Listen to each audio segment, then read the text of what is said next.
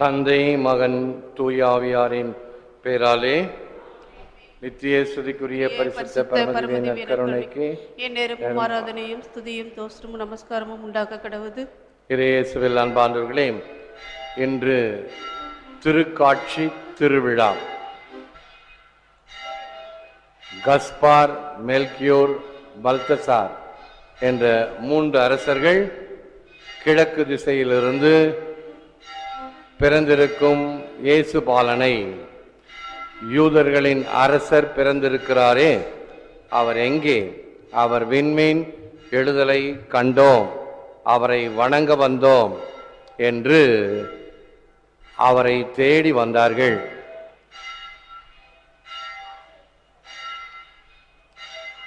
அவரை தாய் மரியாளோடு பெத்லகேமிலே மாட்டுத் தொழுவத்தில் கண்டு தெண்டனிட்டு வணங்கினார்கள். அந்த நற்செய்தி நிகழ்ச்சியைத்தான் இன்று நாம் சிறப்பாக இந்த கிறிஸ்துமஸ் விழா கொண்டாட்டத்தின் இறுதியாக விழாவாக கொண்டாடுகிறோம்.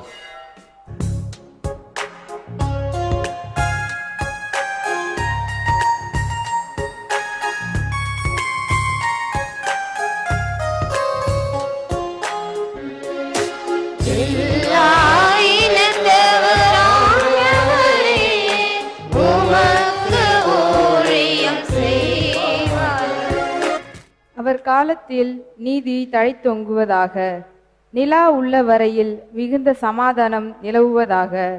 ஒரு கடலில் இருந்து அடுத்த கடல் வரைக்கும் அவர் ஆட்சி செலுத்துவார். பேராற்றலில் இருந்து உலகின் எல்லை வரைக்கும் அவர் அரசாள்வார். தம்மை நோக்கி மன்றாடும் ஏழைகளையும் திக்கற்ற எளியோரையும் அவர் விடுவிப்பார். வறியோர்க்கும் ஏழைகட்கும் அவர் இரக்கம் காட்டுவார். ஏழைகளின் உயிரை காப்பாற்றுவார்.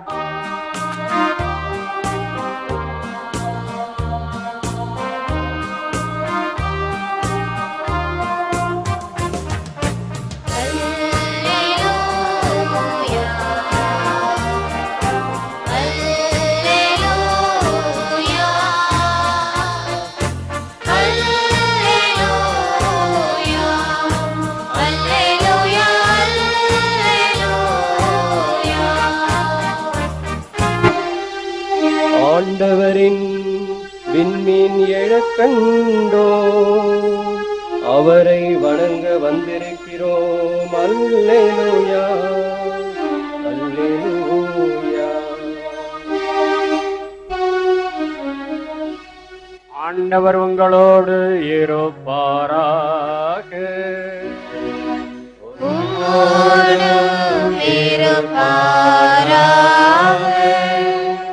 மத்தேயு எழுதிய பரிசுத்த நற்செய்தியிலிருந்து வாசகம்.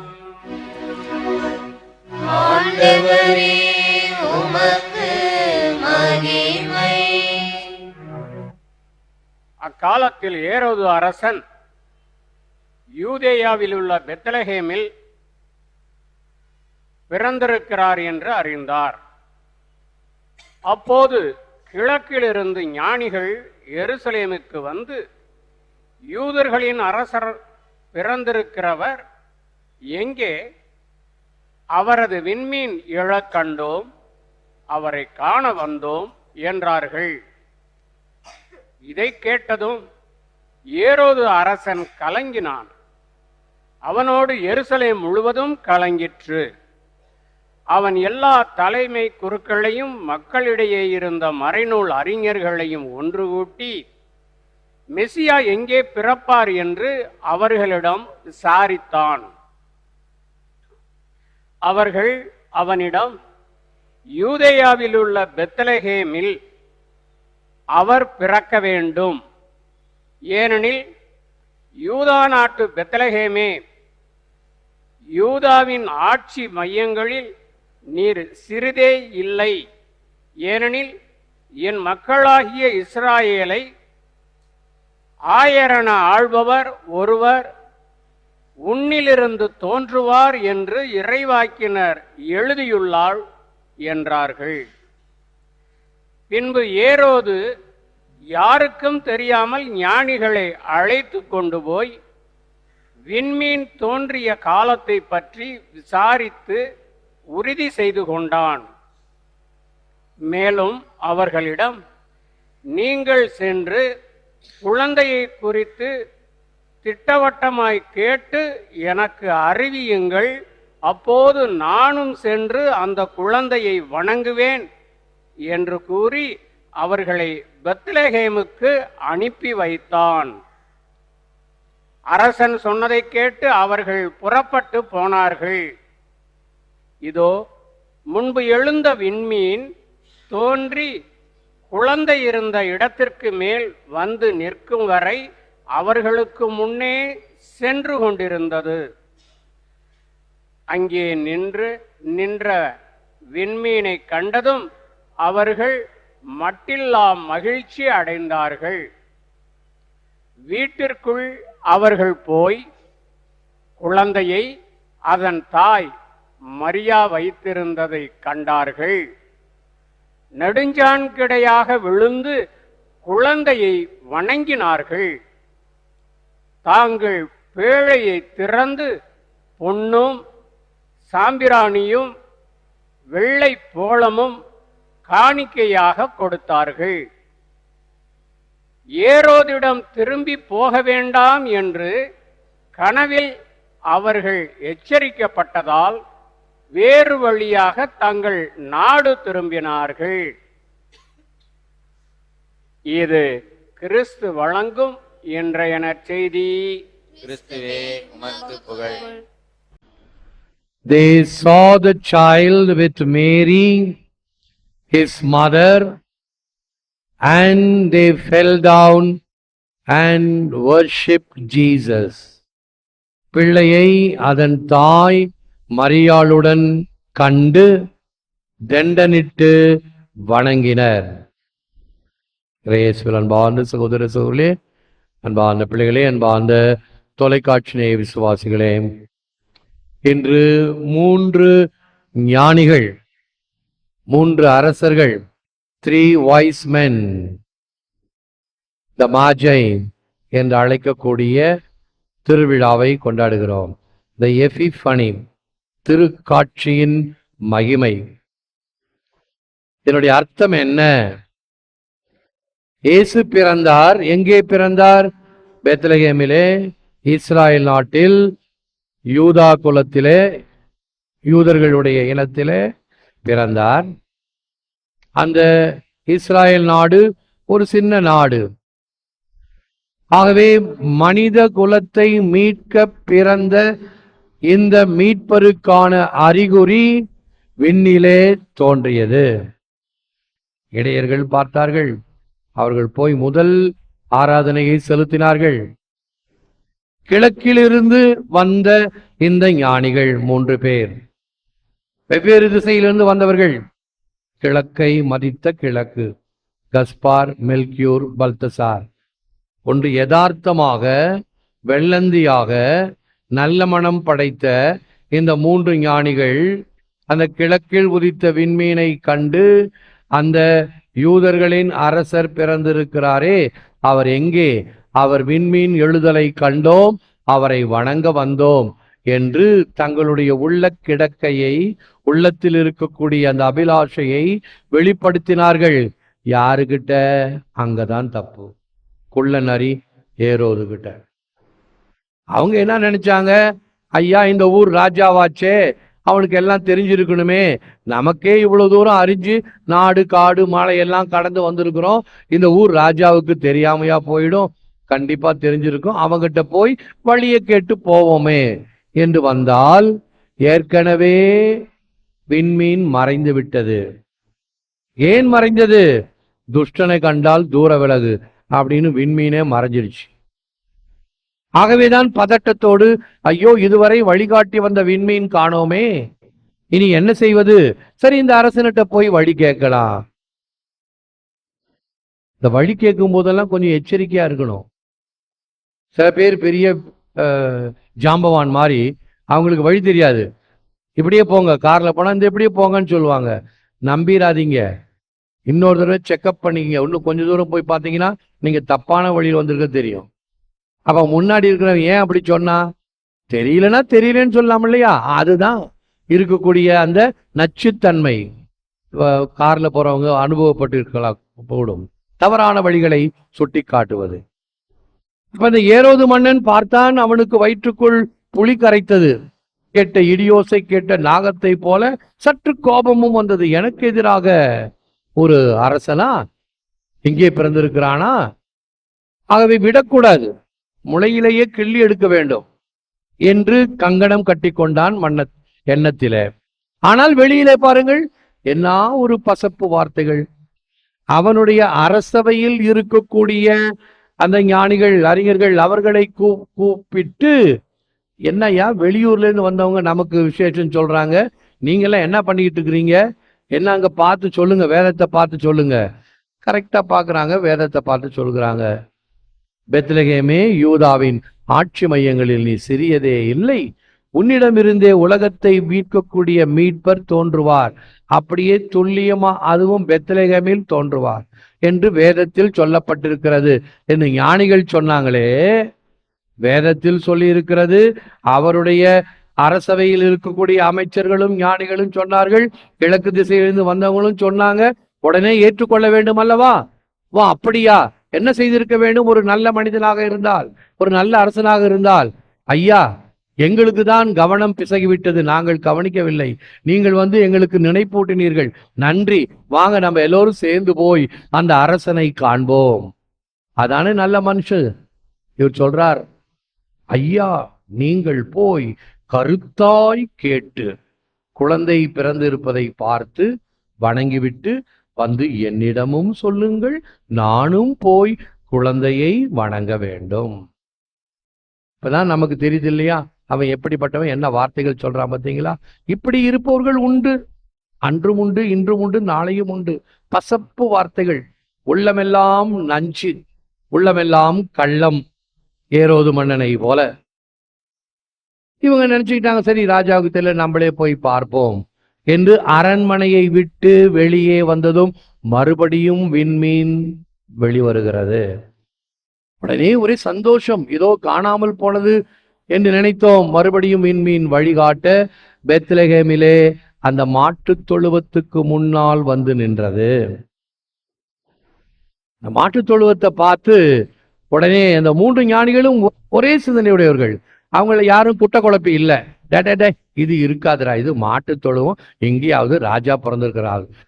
3 பேரும் இதோ யூதர்களின் அரசர் இவர்தான் என்று சொல்லி காணிக்கை பொருட்களை கொடுத்தது மட்டுமல்ல, இப்படிதெல்லாம் பெரியவங்களை எப்படி விஷ் பண்றோம், சின்ன பிள்ளைங்கள்லாம் hi, good morning, good morning, hi. பெரியவங்க இருந்தாலும் சரிதான், பத்தாவதுக்கு பட்டப்பேர் வச்சிருப்பாங்க, பெருசு குட் மார்னிங் அப்படி ஏதாவது சொன்னாங்களா இவங்க? இல்ல. தாய் மரியாளுடன் குழந்தையை கண்டு நெடுஞ்சான் கிடையாக விழுந்து வணங்கினார்கள். சாஷ்டாங்க பிரமாணம், சும்மா அப்படி கை கும்பிடல. முழுமையாக ஆராதனை செய்ய வேண்டும் என்றால் நெடுஞ்சான் கிடையாக விழுந்து வணக்கம் செலுத்துதல். யார் செய்தார்கள்? ஞானிகள், தூரத்திலிருந்து வந்தவர்கள். யாருக்கு செய்தார்கள்? பெத்லகேமிலே அந்த சாணி நாத்தத்திலே வைக்கோல் போரில் அந்த முன்னிட்டியில் கிடத்தப்பட்ட குழந்தைக்கு முன்னால் இவர்கள் வணக்கம் செலுத்துகிறார்களே. நம்மளை போல புத்திசாலியா இருக்கிறோம் நினைச்சுக்கிட்டா, அட போடா, கேப்பையில நெய் வடிதுன்னா கேட்கிறவனுக்கு புத்தி எங்கடா போச்சு அப்படின்னு பழமொழி ஒண்ணு சொல்லி, இது இல்லடா ராஜா, வேற எங்கேயாவது பார்ப்போம் அப்படின்னு போயிருப்போம். அல்ல, அதுதான் ஞானிகள். குழந்தையை தன் தாய் மரியாளுடன் கண்டு தண்டனிட்டு வணங்கினார்கள், நெடுஞ்சான் கிடையாக வணங்கினார்கள். அதுதான் விசுவாசம், அதுதான் விசுவாசத்தினுடைய ஆழம். இந்த விசுவாசத்தினுடைய ஆழம்தான் நமக்கு தேவை. 2 கொரிந்தியர் 5:7, walk by faith not by sight. Walk by faith not by sight. நாம் வாழ்வது விசுவாச வாழ்வு. இந்த விசுவாசத்தின் ஆழம் இத்தகைய பணிவை தரும். அது பெத்லகேம் நகரத்து மாட்டுத் தொழுவத்தில் பிறந்த குழந்தைக்கு முன்னோ அல்லது கல்வாரி மலையில் சிலுவையில் தொங்கிக் கொண்டிருக்கக்கூடிய அரைகுறை ஆடையுடன் இருக்கக்கூடிய நாசரேனாகிய இயேசு யூதர்களின் அரசன் என்று ஏளனம் செய்த உலகுக்கு முன்னால் இவரே என் அரசன், இவரே என் தேவன் என்று ஏற்றுக்கொள்வது நம்முடைய விசுவாச வாழ்வு. Commit to the Lord your way, trust in him and he will act. சங்கீதம் 37:5. உன் வாழ்வின் முடிவை ஆண்டவரிடம் ஒப்படைத்து விடு, அவர் பேரில் நம்பிக்கை வைத்திரு, அவரே எல்லாம் செய்வார், அவரே எல்லாம் செய்வார். சில சமயத்துல வேதத்தின் வரிகளை படிக்கும் பொழுது நமக்கு இதெல்லாம் கதைக்கு ஆகுமா, இதெல்லாம் நடக்குமா, என்ன இப்படி சொல்லியிருக்குதே, சும்மா சொல்லியிருக்கிறாங்க அப்படின்னு நினைக்கலாம் அல்லவா? நடக்கும், நிச்சயம் நடக்கும். அதுவும் ஆச்சரியமான காரியங்கள் நடக்கும், வல்லமையான காரியங்கள் நடக்கும். என்னுடைய அனுபவத்தில் நிறைய பார்த்திருக்கிறேன். வல்லமையான காரியங்கள், நினைக்க முடியாத காரியங்கள். பாண்டிச்சேரிக்கு பசலிக்கா என்பது நினைக்க முடியாத காரியம், நிச்சயமாக சொல்வேன். வில்லியனூருக்கு வந்திருக்கணும் முறைப்படி. அருமையான கோவில், அருமையான சரித்திரம், அருமையான பக்தர்கள், ஏராளமான பின்புலங்கள் எல்லாம் இருக்கிறது. முயற்சி செஞ்சா தானே, லாட்டரி சீட்டு வாங்கினா தானே லட்சம் விழும். லாட்டரி சீட்டு வாங்காமே எனக்கு லட்சம் விழுனா வருமா? வர. முயற்சியினுடைய விளைவு இன்று இறுதி ஆண்டவர் கோயில் பசலிக்கா. பிள்ளைகள்லாம் ஜெபிப்பாங்க தினம் தினம் திருப்பலியில, எங்கள் ஆலயம் பசலிக்காக வேண்டும் என்று ஜெபிக்கிறாங்க ஜெபிக்கிறாங்க. ஆமா, ஆசை, பேராசை இந்த ஃபாதருக்கும் அவங்க மக்களுக்கும் வந்து விட்டதே. என்ன ஒரு உதாரணம்! இறுதி ஆண்டவர் கோயில் இதை விட ஃபேமஸான கோயிலெல்லாம் இருக்குது. ஆலந்தலையில இருக்குது. காலங்காலமாக இறுதி ஆண்டவர் பக்தி தூத்துக்குடி பக்கத்துல மக்களான மக்கள் போகின்ற இடம். பெங்களூர்ல சேகர்டாட் இருக்குது, டெல்லியில சேகர்டாட் இருக்குது. ஆசியாவிலேயே சேகர்டாட் என்ற இறுதி ஆண்டவருக்கு பசலிக்காவாக உருப்பெற்றது இந்த கோவில் மட்டும்தான். எப்படி வந்தது? செபத்தினுடைய வல்லமை. நல்ல எண்ணத்தோடு செயல்படுங்கள், ஆற்றல் மிகு காரியங்களை தருவார். உன் வாழ்வின் முடிவை ஆண்டவரிடம் ஒப்படைத்து விடு, அவர் பேரில் நம்பிக்கை வைத்திரு, அவரே எல்லாம் செய்வார். இதுதான் நம்பிக்கை, இதுதான் விசுவாசம். Be always formed by the form of divine. நாம் எல்லாம் உருவாக்கப்பட்டிருக்கிறோம், எல்லா மனிதர்களும். உங்களுக்கும் பிற மத சகோதரர்களுக்கு என்ன வித்தியாசம்? 2 கொம்பு முளைச்சிருக்குதா? கிறிஸ்டியன்ஸ் என்றால் என்னதான் வித்தியாசம்? அருட்சாதனங்களை பெற்றிருக்கிறோமே, அவர்களுக்கும் நமக்கும் என்ன வித்தியாசத்தை காட்டுகிறோம்? ஏதாவது ஒன்று ஒரு வழியில அதைவிட மோசமாகத்தான் இருக்கிறோம், பச்சையாக சொல்ல வேண்டும் என்றால். ஆனால் வேதம் என்ன சொல்லுகிறது? We always formed by the form of divine. எப்பொழுதும் இறைவனின் சாயலாக இருக்க அழைக்கப்படுகிறோம். நான் அடிக்கடி சொல்வது என்ன? பூவுக்கு வாசம், மனிதருக்கு சுவாசம், கிறிஸ்துவனுக்கு விசுவாசம். அந்த விசுவாசம் எப்படி ஆழமாக இருக்கிறது? ஞாயிறு கடன் பூசை, ஞாயிறு கடன் பூசை என்பதே தப்பு. கடனுக்கா பூசை காண வரணும்? ஏதோ வந்தோம் போனோம் என்று அல்ல. திருப்பலியிலே முழுமையாக பங்கேற்கிறோமா? துவக்கத்திலிருந்து கடைசி வரைக்கும். கடைசியில நித்திய சுருக்கிரிய சொல்லி பிதாசுதன் போட்ட பிறகுதான் கோவிலை விட்டு போக வேண்டும். அதே போன்று துவக்கும் பொழுது இருக்க வேண்டும், தீர்த்தம் தெளிக்கும் போது இங்கே இருக்க வேண்டும். ஞாயிறு திருப்பலி என்றால் முழுமையாக. ஒரு சின்ன காரியம், இதை நம்மால் செய்ய முடியவில்லையே, நம்ம என்ன பெரிய காரியத்தை செய்ய போறோம்? தினம் தினம் திருப்பலி, காலை மாலை திருப்பலிகள். ஏன் திருப்பலியில் பங்கேற்க முடியாதா? ஒன்று காலை அல்லது மாலையிலே நடக்கக்கூடிய திருப்பலிகளிலே. அவ்வளவு முக்கியம் இல்லையா அது? ஏதோ நடத்திட்டோம், பாதை நடத்துறாரு, நேரம் இருக்கிறவங்க போகட்டும். நாங்கெல்லாம் வெரி வெரி பிஸி பாடிஸ், எங்களுக்கு நேரம் இல்லை. டிவியில பாத்துக்கிறோம் பூசை. டோர் டெலிவரியா ஃபாதர் கொடுக்குறாரு, நிறைய பேர் இப்போ கொடுக்க ஆரம்பிச்சுட்டாங்க. ஆகவே கூரியர்ல வந்துடுது பூசை. ஜாலியா நாங்க பார்த்துக்கிட்டே, பல்லு துளக்கிக்கிட்டு, மிளகா அரைச்சிக்கிட்டு, இட்லி சுட்டுக்கிட்டு பூசை காணுகிறோம். தப்பு இல்லை, அந்த நேரத்திலாவது பூசை பார்க்கறியா, அதுக்கு நன்றி. ஆகவே நம்முடைய நேரத்தை, சிந்தனையை எப்படி கொடுக்கிறோம் ஆண்டவருக்கு, நம்முடைய தாராளம் தியாக சிந்தை எப்படி இருக்கிறது, நம்முடைய குழந்தைகளை, பிள்ளைகளை எப்படி வளர்க்கிறோம் இந்த ஞானத்தில, மறைக்கல்வி அறிவில, பக்தியில. அந்தந்த வயதிலே உங்கள் பிள்ளைகளுக்கு அருட்சாதனங்களை கொடுக்க முயற்சிங்க. 5ஆம் வகுப்பு படிக்கிற பிள்ளைகள் புது நன்மை வாங்க வேண்டும். 6ஆம் வகுப்புல உறுதி பூசல் வாங்க வேண்டும். திருமண தயாரிப்புகள் எப்பொழுதெல்லாம் நடக்கின்றதோ அப்பொழுதெல்லாம் சேருங்கள், அல்லது முன்னதாக முடித்துக் கொள்ளுங்கள். தயவு செய்து இவைகளை தள்ளி போடாதீர்கள். உங்களுக்கும் பிரச்சனை, பிள்ளைகளுக்கும் பிரச்சனை. சின்ன பிள்ளைங்களா வாங்கினாங்கன்னா அவங்க எல்லாம் சம்மனசு போல இருப்பாங்க. கொஞ்சம் வளர வளர என்ன ஆகும், அங்க இருக்கிற பொம்பளை பிள்ளைங்க சைட் அடிக்கும், இது பின்னாடி சுத்தும். பொம்பளை பிள்ளைங்க மட்டும் நல்ல பிள்ளைங்கன்னு வச்சுக்காதீங்க. ஐயோ, அதுவும் ரெண்டாப்பையும் கண்டாப்ப. பசிலிக்காவில் இருக்கிற ஒரு பையன் ஓடி வந்து அறையில் வந்து மேல் மூச்சு கீழ் மூச்சு வாங்குறான். என்னடா, ஒரு பொண்ணு என்ன துரத்திக்கிட்டு வருது ஃபாதர்ன்றான். காலம் மலை ஏறிடுச்சுங்க. 5 வயது, அதாவது 5ஆம் வகுப்பு படிக்கிற 10 வயது பிள்ளைகளில அவர்களுக்கு எந்த விதமான சலனமும் இருக்காது. தூதர்களை போல, சம்மனசுகளை போல இருக்கிற பிள்ளைகளுக்கு நாம் புது நன்மை கொடுக்க வேண்டும். இதை நாம் உணர்ந்து வாழ்வோம். ஜெபிப்போம். Lord Jesus Christ, we thank you for bringing salvation to all the nations. May the gospel of salvation be proclaimed to every nation and to every person. Help me to be a good witness of the joy of the gospel to all I meet. ஆண்டவராகிய இயேசு கிறிஸ்துவே, உலக அனைத்திற்கும் உமது மீட்பை கொணர்ந்தமைக்காக உமக்கு நன்றி கூறுகிறோம். மீட்பின் நற்செய்தி எல்லா மக்களுக்கும், எல்லா நாட்டிற்கும், இனத்திற்கும் அறிவிக்கப்படுவதாக. உமது நற்செய்தியின் மகிழ்ச்சி நிறைந்த சாட்சியாக வாழ வரம் தாரும். ஏற்று வரமருளும் இறைவா, காக்கும் கரங்களினால். ஆமென், ஆமென்.